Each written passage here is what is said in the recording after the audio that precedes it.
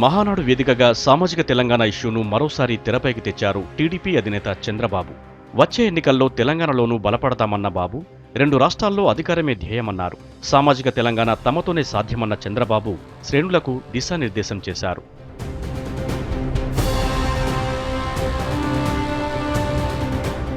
బాబుగారి సామాజిక తెలంగాణ మాటలైతే బానే ఉన్నాయి, కానీ సీమాంధ్ర విషయంలో సామాజిక అంశాన్ని ఎందుకు ఇంప్లిమెంట్ చేయడం లేదన్న ప్రశ్నలు తలెత్తుతున్నాయి.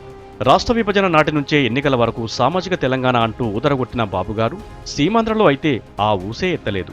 ఎలాగో అక్కడ అధికారం దక్కింది. ముఖ్యమంత్రి వెనుకబడిన వర్గాలకు ఎందుకు ఇవ్వరని తమ్ముళ్ళు లోలోన మదన పడుతున్నారు. తమకు అవకాశం వస్తే అది చేస్తాం ఇది చేస్తామని చెప్పుకునే బాబు ఇప్పుడు ఏం చేస్తారని బాహాటంగానే విమర్శించేవారు లేకపోలేదు.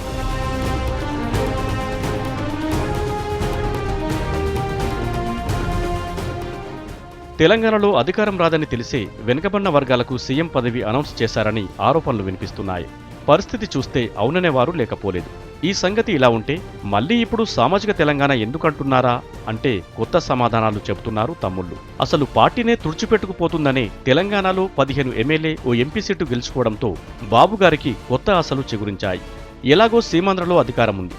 రానున్న ఎన్నికల నాటికి తెలంగాణలో పార్టీ బలోపేతమవుతుందని బాబు ఆశిస్తున్నారు.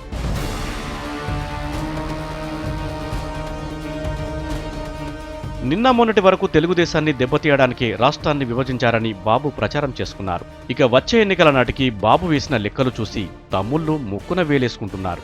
బీజేపీ పొత్తుకు తోడు హైదరాబాదులో సెటిలర్స్ ఓట్లు కలిసి వచ్చి కొన్ని స్థానాలు దక్కాయి. ఎన్నికల తర్వాత పంపకాల విషయంలో బాబు తీరు చూస్తుంటే వచ్చే ఎన్నికల నాటికి ఈ సీట్లైనా మిగులుతాయో లేదోనన్న అనుమానాలు తమ్ముళ్లలో వ్యక్తమవుతున్నాయి.